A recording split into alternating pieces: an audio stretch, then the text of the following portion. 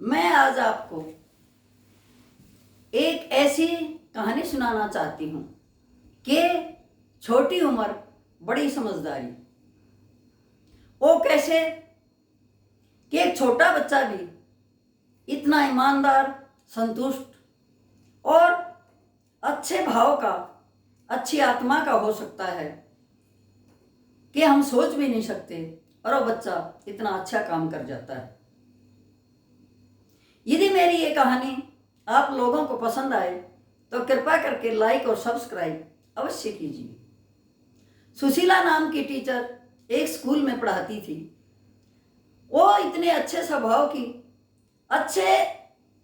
अच्छी इंसान थी कि प्रत्येक बच्चे का ध्यान रखती थी। यदि कोई बच्चा गरीब होता था, उसे पता होता था कि उसकी क्लास के अंदर कौन बच्चा संपन्न है और कौन गरीब है। वो जो गरीब बच्चे होते, स्कूल छूटने के बाद, छुट्टी होने के बाद गरीब बच्चे को बुला लेती और कहती, बताओ बेटा तुम्हारी फीस क्यों नहीं आई।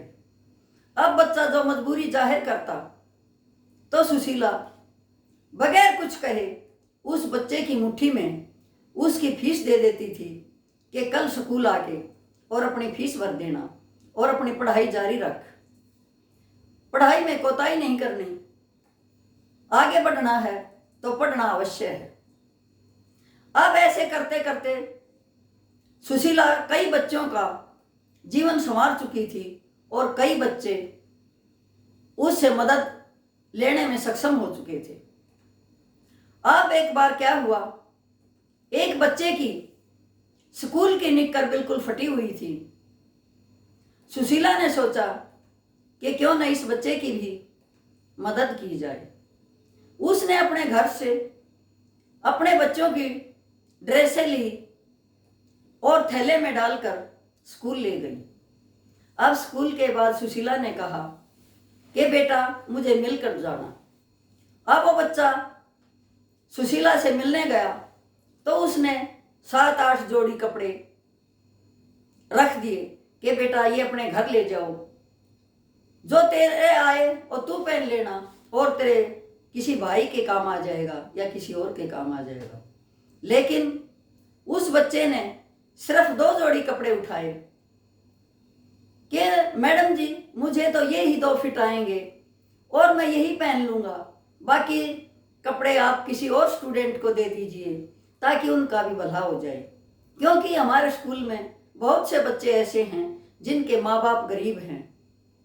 अब उसकी बात सुनकर सुशीला गदगद हो गई कि बच्चे ने बिल्कुल ईमानदारी दिखाई है। इससे बड़ा सबूत और क्या हो सकता है कि छोटी उम्र और बड़ी समझदारी। उसने गरीब होते हुए दूसरों के बारे में सोचा। इसी तरह से एक बार सुशीला ट्रेन में जा रही थी अपने पति के साथ और खाना उसने ले रखा था। जो ही उसने स्टेशन आया और खाना खोल के खाने लगी तो एक छोटी बच्ची 6 साल की खिड़की में से खाना मांगने लगी। उसके पति ने कहा कि इन बच्चों का तो दिमाग खराब है, सभी ट्रेनों में ऐसे ही मांगते हैं। लेकिन सुशीला दयालु हृदय की थी। उसने उस बच्ची को 1 रोटी दी। अब वो बच्ची उस रोटी को लेकर एक दूर एक कुत्ता था बैठा हुआ था, उसको जाके खिला दी और थोड़ी देर में ट्रेन चली नहीं थी तभी फिर आ गई। फिर अपना हाथ फैला दिया। सुशीला ने 1 रोटी और दे दी और उसके पति उसकी तरफ आंखें निकाल रहे थे कि क्या सारी रोटी इसी बच्ची को दोगी। उस बच्ची भाग के गई और फिर टुकड़े टुकड़े करके उसी कुत्ते को उसने वो भी रोटी खिला दी। फिर वो दूर खड़ी हो गई। अब सुशीला ने सोचा कि ये बच्ची तो दोनों रोटी कुत्ते को खिलाया ही है और खुद तो भूखी रहेगी। उसने हाथ से इशारा करके बच्ची को खिड़की के पास बुलाया और कहा, बेटी 1 रोटी और ले जा और तू खुद खा लेना। उस बच्ची ने कहा कि नहीं आंटी, मैं तो किसी और डिब्बे में भी मांग के खा लूंगी। लेकिन जिसको मैं खिला के आई हूं उसके पैर नहीं हैं, वो बेचारा तो उठ भी नहीं सकता, वो चल भी नहीं सकता। मैं ही अपने मांगने वाले कटोरे में नलके से पानी ले जाकर पिलाती हूँ और मैं ही उसे मांग कर खाना खिलाती हूँ, नहीं तो बेचारा अब तक मर जाता।